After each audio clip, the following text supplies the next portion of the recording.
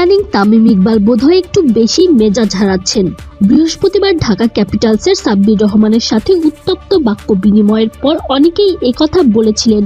Senior বড় ভাইয়ের এমন আচরণে সাব্বিরও বোধহয় খানিকটা অবাকই হয়েছিলেন। তবে মাঠে যাই ঘটুক না কেন সেটা মাঠেই শেষ।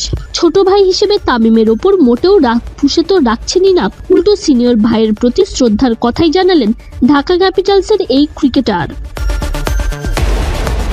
আগের দিনই বরিশাল ঢাকা ম্যাচ চলাকালীন সাব্বির তামিমের মধ্যে একটা অপ্রীতিকর ঘটনা ঘটেছে।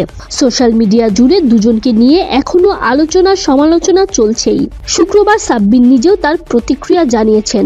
দেশের বেসরকারি চ্যানেল সময় টিভিকে দেয়া এক সাক্ষাৎকারে সাব্বির জানিয়েছেন, তামিমের উপর তার বিন্দুমাত্র রাগ কিংবা ক্ষোভ নেই, বরং বড় ভাই হিসেবে সম্মান করেন তাকে। এ প্রসঙ্গে তিনি বলেন, মাঠের মধ্যে যেই ঘটনাই হোক এটা মাঠের মধ্যেই শেষ হয়ে যায় আমাদের।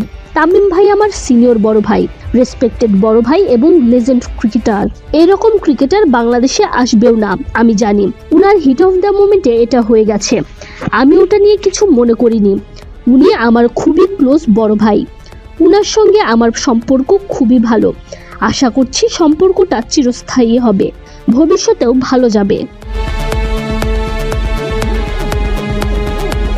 মূলত সেই ম্যাচে ঘটনার সূত্রপাত হয় দ্বিতীয় ইনিংসের নবম ওভারে।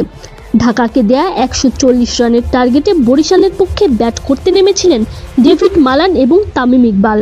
চতুরাঙ্গা ডি সিলভার করা সেই ওভারের দ্বিতীয় বলটা কাভার অঞ্চলে ঠেলে দিয়ে একটা রান নেন ফরচুন বরিশালের অধিনায়ক। বাউন্ডারিতে দাঁড়িয়ে বল আটকে দিয়ে ব্যাটারকে ধোকা দিতে সরাসরি উইকেট কিপারকে থ্রো না করে বলটা আবারও সামনের দিকে ফেলে দেন সাব্বির, অর্থাৎ ফেক ফিল্ডিং করেন। তবে এতেই বাধে বিপত্তি, কারণ সাব্বিরের এই কৌশল সহজভাবে নিতে পারেননি তামিম। রান নিয়ে উইকেটের অপর প্রান্তে যাওয়ার পরপরই সাব্বিরের উদ্দেশ্যে বেশ কিছু কড়া কথা বলেন তামিম। মাঠের স্ট্যাম্প মাইক থেকে শোনা যায় সাব্বিরের উদ্দেশ্যে তামিম বলছেন, বেশি লাগতে যায় না সাব্বির, বেশি লাগতে যায় না। সেই সাথে অস্পষ্টভাবে আরও কিছু কথা বলেন।